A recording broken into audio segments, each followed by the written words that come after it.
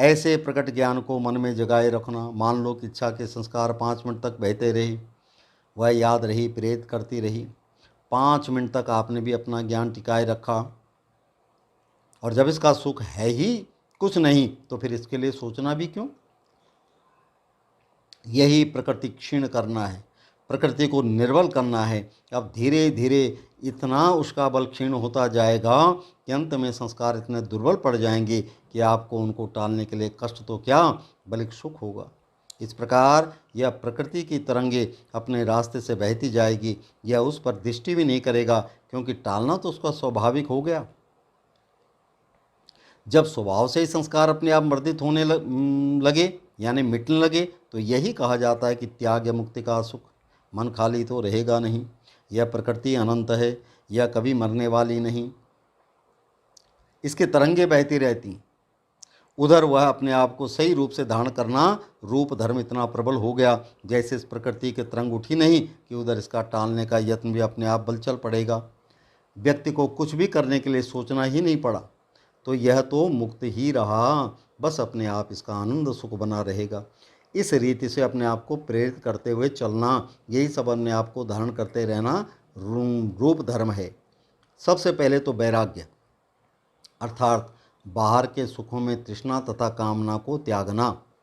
वैराग्य का तात्पर्य सब सांसारिक सुखों के राग से मुख मोड़ लेना, उन सुखों की तृष्णा को छोड़ना, लेकिन छूटेगी सही ज्ञान से। यदि सुख लेते भी हो तो इतनी मात्रा में लो जितना हानि नहीं करता, और यदि हानि करने वाला है उसे पहले ही त्याग दो। त्यागी पहले बनो, फिर जितनी वस्तु शरीर को धारण करने के लिए चाहिए उतनी ग्रहण करो। तृष्णा के हजारों स्तोत्र हैं, कहीं मान की, अधिकार की, कहीं धन की, कई प्रकार के सांसारिक और इंद्रियां संबंधी मानसिक सुखों की इस तृष्णा को कहीं भी अंत नहीं। इस तृष्णा की एक शाखा को क्षीण करते जाना, जो जो मन में उत्पन्न हो धीरे धीरे ज्ञान द्वारा समझते जाना। उसको पूरा करने के अंत में होने वाले दुख की भी दृष्टि नज़र में बसाए रखना और त्यागी बनने का प्रयास यत्न करना। जैसे अवतार हम लोग मानते हैं, यही अवतार होते हैं जो कि कल्याण के मार्ग के सकल सारे गुण अपने में उतारते हैं। इन्हीं अवतारों के चलाए हुए धर्म के रास्ते हैं। सृष्टि के आदिकाल में जिसने भी ये धर्म प्रवृत्ति चलाया, वह स्वयं उसी अवतार रूप धर्म पर चला। ये धर्म उसी में परिपूर्ण है। जब उसने धर्म जीव के लिए बताया है तो उससे बन जाने की योग्यता भी है, अर्थात मनुष्य के द्वारा चला भी जा सकता है। श्रद्धा रखी, हिम्मत, वीर भाव करते गए, हिम्मत करना भी मर गया तो उत्तम गति को प्राप्त होगा। परंतु यदि प्रकृति के रास्ते में गया तो पता नहीं जिधर प्रकृति ले जाएगी उधर ही जाएगा। प्रकृति के रास्ते अनंत हैं। सब पशु पक्षी कीट पतंग प्रकृति के रास्ते पर हैं। जैसा भी किसी का भाव होगा उसी प्रकार उसका जन्म होगा। केवल जो विचार द्वारा अपने आने वाले समय के हित को समझकर वैसा करने की शक्ति को बनाए रखेगा, वैसा करने की शक्ति को धारण कर सकेगा, वही प्रकृति के मार्ग से निकलकर भगवान द्वारा बताए मार्ग पर चल सकेगा। मनुष्य थोड़े से सुख बिगड़ जाने पर अधीर हो जाता है। भगवान के अंदर पूर्ण धैर्य है, कितना भी उसको किसी का कुछ दुख हो जाए, क्या भी बिगड़ जाए, वो अपना धैर्य नहीं छोड़ता। धैर्य भी कैसा? अनंत, जिसका कोई अंत नहीं। तो अपने अंदर भी थोड़ा धैर्य को बसाया, यह भी भगवान का गुण है। इसी प्रकार से भगवान के बल, किसी के सुख में भगवान दुखी नहीं है, किसी के सुख को बिगाड़ना नहीं चाहता, किसी के दुख में निर्दयी नहीं, दयालु है। इस तरह उसके ये 10 बल हैं: मैत्री, करुणा, मुदिता, उपेक्षा, क्षमा, दान, शील, वीर्य, ध्यान और प्रज्ञा। ये कई एक स्थानों पर कहे जा चुके हैं। इनका अर्थ सहित निरूपण भी किया जा चुका है। प्रसंग के अनुसार आगे भी किया जाएगा। अब वीर्य, ध्यान और प्रज्ञा, इन तीनों को छोड़कर जो पहले 7 हैं, ये बाहर हम लोगों को करने के हैं। भगवान की भावना करने के लिए दूसरे के सुख में व्यक्ति को सुखी होना चाहिए, दूसरे के दुख में दयालु होना चाहिए, दया मन में जरूर उपजाए। बस इससे आपकी भावना हो गई। नहीं तो साधारण जन के मन में क्या भाव उपजता है? अजी यह तो बैरी है, यह दुख देने वाला है। अच्छा, यदि भगवान ने इसे दुखी किया तो ये सब प्रकार, इस प्रकार के भाव मोक्ष मार्ग से विपरीत हैं और ये प्रकृति के हैं। इन भावों से आपको कुछ मिलना नहीं और दूसरे का कुछ बिगड़ना नहीं, परंतु धर्म के रास्ते का एक पूरा विघ्न अड़चन है। ये चेतन अनंत है, जो एक मनुष्य के अंदर है दूसरे के अंदर भी है, जीवों में भी वही है। यदि सबके अंदर यही आपकी भावना हो गई तो आप ब्रह्म को पहचानने वाले हैं और परमेश्वर की भक्ति करने वाले हैं। यदि उनके प्रति अत्यंत निरपेक्ष हैं, अत्यंत ऐसे हैं जैसे उनके दुख सुख की कोई परवाह ही नहीं, जो होना है होने दो, हमको क्या लेना है, हमारा वह क्या लगता है, तो आप बंधे हुए जीवन में हैं, छोटे वृत्त दायरे में हैं। इतने वृत्त दायरे में आपको वह बड़ा प्रसन्नता रूप प्रसाद नहीं मिल सकता जो परमपिता परमात्मा का है या परमेश्वर का है। उसको लेने के लिए यह भाव बनाना ही पड़ेगा। यदि किसी के दुख पर दृष्टि पड़ ही गई, किसी का दुख समझ में आ ही गया, तो फिर उसके प्रति रूखे होकर नहीं निकल जाना। दुखी के प्रति दया का भाव मन में बसाना। किसी का सुख सृष्टि में पड़ जाए या समझ में आ जाए तो अपने मन को भी सुखी बना लेना। चाहे हमने उससे प्रकट रूप में मित्रता नहीं गांठनी, उसको बुलाना नहीं, किसी का गुण देखा वाह वाह शाबाश वाह भाई वाह गुणी है, इस प्रकार से अपने मन को प्रसन्न कर लेना, तो यह भगवत भावना है। बाहर गुणों के रूप से, बलों के रूप से भगवान की करनी पड़ी है, उससे आप बाहर संसार में नहीं बन पाएंगे।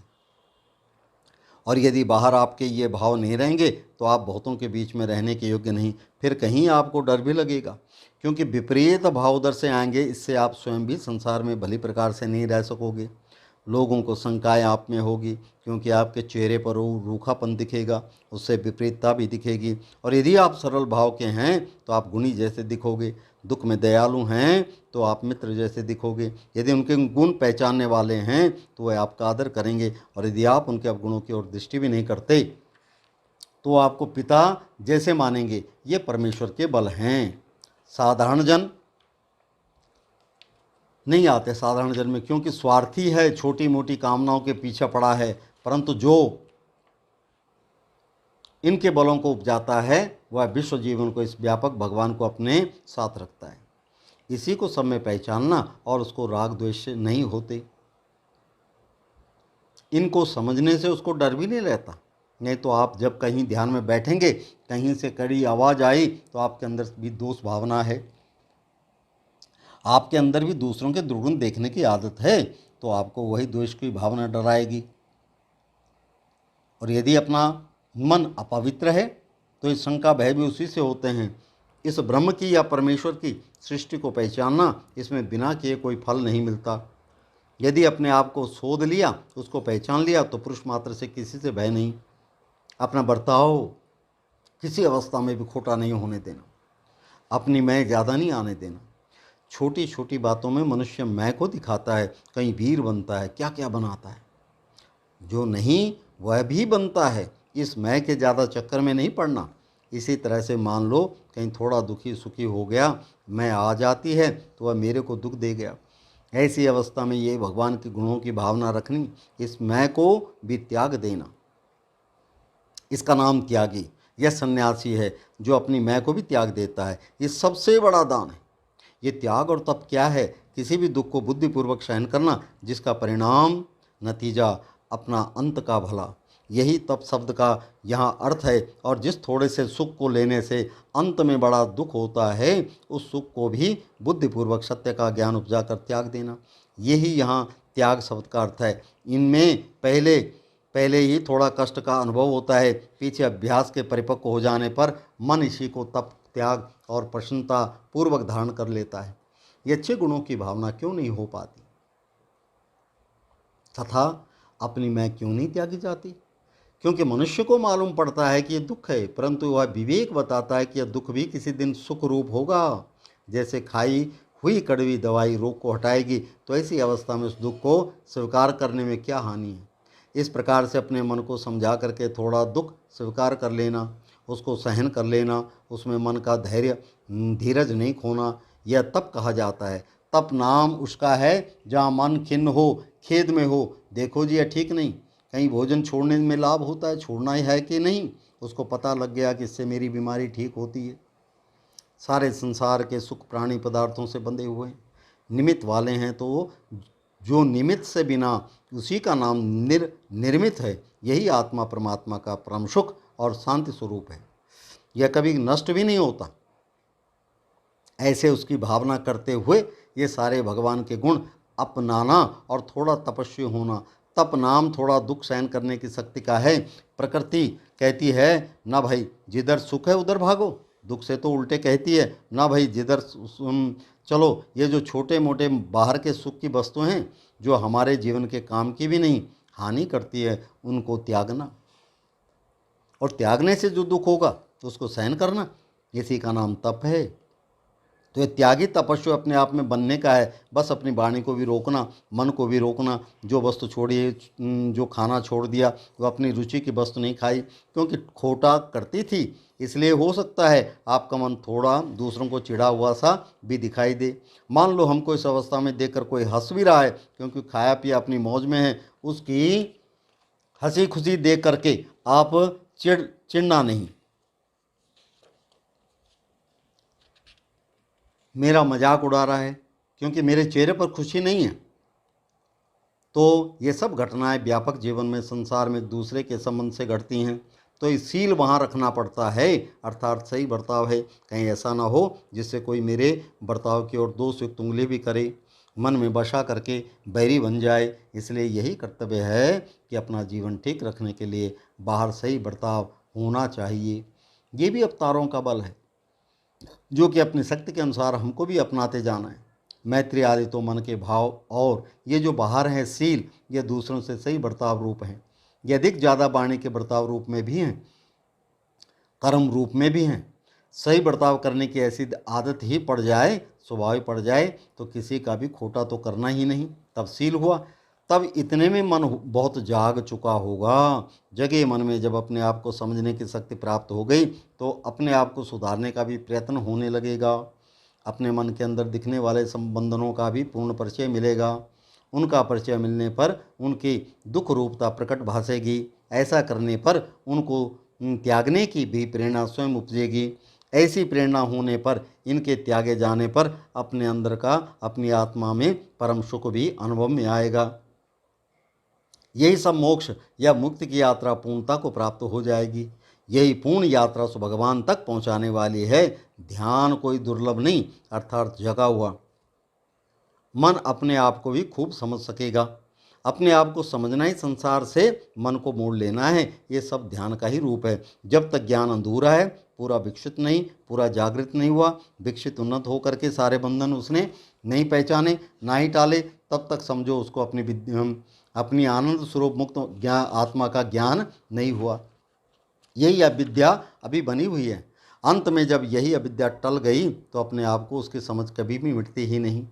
जो सबके अंदर ये सारे देहों के काम कर रहा है, यदि उसमें समझ जग गई, तो वह अपने आप प्रकट हो जाएगा। जैसे नींद में सुख रूप से, ऐसे ही जागते जागते भी उसका सुख या आनंद रूप से अनुभव होने लग जाएगा। तो ऐसी अवस्था हो जाने के बाद संसार के सुखों की ओर जाने की आवश्यकता ही नहीं है। यहाँ तक है मनुष्य की पहुँच। जो कोई भी मनुष्य इस विवेक शक्ति को जगा करके प्रकृति के बंधन से मुक्त होगा, वही इस आनंद को प्राप्त करेगा। नहीं तो यह मन बाहरी जानने के लिए ही बिखरता रहेगा और उसी के पीछे पीछे भागेगी कृति शक्ति। जो वस्तु समझी है उसी के अनुसार कर्म होता है। जैसे बच्चे ने समझा कि मेरा बाप आ गया, उसके हाथ में खिलौना है, समझ के साथ ही उसके अंदर ऐसी तरंग फैल गई, चेहरा खुश हो गया, हंसी खिल पड़ी, बड़े आनंद से पिता की ओर भागने लग गया। तो ये सारी क्रियाएं बच्चा जान करके थोड़ी ही करता है। उसको क्या पता कैसे देह की मशीन चलती है। बस उस बाप के हाथ में खिलौने के ज्ञान ने उस बच्चे के अंदर ऐसी बिजली की तरंग चला दी, चेहरा खिल गया, आंखें उसकी बड़ी हंसती हुई, सब चेष्टाएं बड़ी अच्छी लग गई। इसी तरह कोई किसी का मित्र आ गया, उसका ज्ञान होते ही दूसरे की प्रसन्नता होती है। इसी प्रकार कोई खोटा करने वाला आ गया, इसका भी ज्ञान हो गया। यह भी ज्ञान ही है, पता लग गया कि तो मुझे दुख देने वाला है। बस प्रकृति का दूसरा चक्र चल पड़ा। बच्चे का रोना प्रकट हो गया, आंख से आंसू आने लग गए। अब ये आंसू जान करके कोई ला सकता है आंखों में? ये सब प्रकृति की तरंगे हैं, ये कर्म करती हैं। प्रकृति जिसको ज्ञान दे प्रेरित करता है, परंतु जैसा ज्ञान वैसी उसकी कृति। मुक्त ज्ञान है तो मुक्त कृति, और बंधा हुआ ज्ञान है तो बंधी हुई कीर्ति। तो यही प्राणी और पदार्थों में ज्ञान खोया रहता है, अपने आप में थोड़ा थोथा पोला करके ही शांति पाना चाहता है। जब तक बच्चा है तब तक तो बहुत सुखी है। कैसे सुखी है? चिंता नहीं, फिक्र नहीं, राग नहीं, द्वेष नहीं, थोड़ा खाया मौज मस्ती में, इसलिए उसका स्वास्थ्य भी अच्छा है। जैसे जैसे आगे बंधन बढ़ते गए, बढ़ते हुए बंधनों में जाने क्या क्या रच दिया। बंधन माने ज्ञान ही उलझाना, समझ ही उलझी, समझ उलझी तो प्रकृति से होने वाले यत्न परिणाम नतीजे भी वैसे ही होने लगे। तो बस समझ को ही मुक्त करना है। इसके लिए ये ही मैत्री आदि बल पैदा करना, ध्यान द्वारा बंधनों को जानना। यदि ऐसा करते गए तो यह जीवन ध्यानमय बन जाएगा। भावना होनी शुरू हो गई तो मन चेताना शुरू हो जाएगा। चेताने से चेतन होता है, चेतन ही मुक्त है। चेते नहीं तो चेतन कैसे? यह मन का चेताना है कि वह जड़ मन है जो केवल प्रकृति के रास्ते बह रहा है। उससे निकलने के लिए इसके अंदर अभी कोई प्रेरणा नहीं। ऐसे इसको चेताते चेताते या जगाते जगाते यहाँ तक चेता या जगा लिया, अर्थात धर्म मार्ग में जगा करके उन्नत कर लिया। अंत में यही मन चेता हुआ शुद्ध भगवान को जागती हुई अवस्था में देखे, अनुभव करे। निद्रा के सुख का भी अधिक लोभ न रखे, उसका भी ज़्यादा सुख का राग छोड़े। जितनी आवश्यकता है उतनी तो नींद ले, बाकी थोड़ा संतोष करे, थोड़ा वैराग्य करे। यदि तंगी हो तो तपस्वी बन जाए और उस प्रकृति के सुख को त्याग दे, चिड़ आदि को मनोमन शांत करता जाए। इस प्रकार समझते समझते यदि वह साधन को पुष्ट करता जाएगा तो उसका रास्ता खुल जाएगा। यदि ऐसे करते करते वह पूर्णता को प्राप्त नहीं हुआ और मर गया तो वीर गति पाएगा, अर्थात उत्तम लोकों को ही प्राप्त होगा, स्वर्ग मिलेगा। भावना जाग गई, ब्रह्मलोक को जाएगा। ज्ञान जाग गया, भगवान विष्णु का लोक अर्थात वैकुंठ प्राप्त होगा। और यदि जीते जी अपने आप में शांत हो गया तो मुक्त हो ही गया। तो ये सारे जितने हैं इसी रास्ते वाले के लोक हैं, यह उत्तम गति है।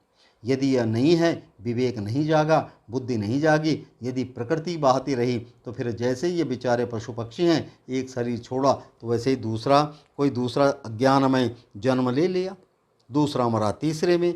यदि मनुष्य भी इसी मार्ग में चला तो उस बेचारे की दुर्गति ही कही जाएगी। इस प्रकार पश्चाताप होगा कि बुद्धि मिली थी किंतु विवेक नहीं जगा। प्रत्युत बुद्धि को इस प्रकृति के तरंगों से प्रभावित करके उन्हीं के कर्मों में बहता रहा, राग में, द्वेष में, बुरा करने में। और ये भी केवल संसार के सुखरूप उस स्वार्थ के कारण से ही।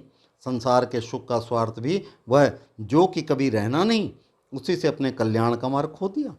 ऐसी सब दुर्गति इत्यादि को समझते हुए संसार के या प्रकृति के सुख के मार्ग को त्याग कर इन गुणों का चिंतन करके, इन बलों का चिंतन करते करते अपने मन को जगाए ही जागा हुआ मन ही ध्यान पाएगा और संसार से मुक्त होगा।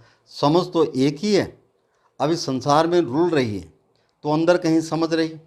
यदि अंदर कुछ समझ जागने लग जाए, अर्थात अंदर के सत्यों के बारे में जागने लग जाए, तो संसार खो गया, संसार नहीं रहा। संसार खोया रहा तो उसके दुख सुख भी नहीं व्यापेंगे। मुक्ति मिल गई, अंत में संसार से मुक्त हो गया, तो अब बुद्धि भगवान के आनंद को प्रकट करेगी। जैसे कि नींद में सबको ठोकर मारी, सुख प्रकट हो गया, ऐसे जागते जागते में यदि आपको ठोकर मार दी तो क्या तब सुख प्रकट नहीं होगा? यह सब मनुष्य को अपने आप में करना है। इसके लिए अपने आप ही निश्चित करे कैसे जीवन में चलना है। तो ये सारे का सार क्या हुआ कि बाहर से अपनी शक्ति को समेट करके अंतरात्मा में इकट्ठा करना, उसके लिए भगवान के जितने गुण हैं समझ करके अपने अंदर उन्हीं शब्दों को ध्यान करके एक एक उपजाते जाना, उपजाते उपजाते संसार को भी भूल जाना।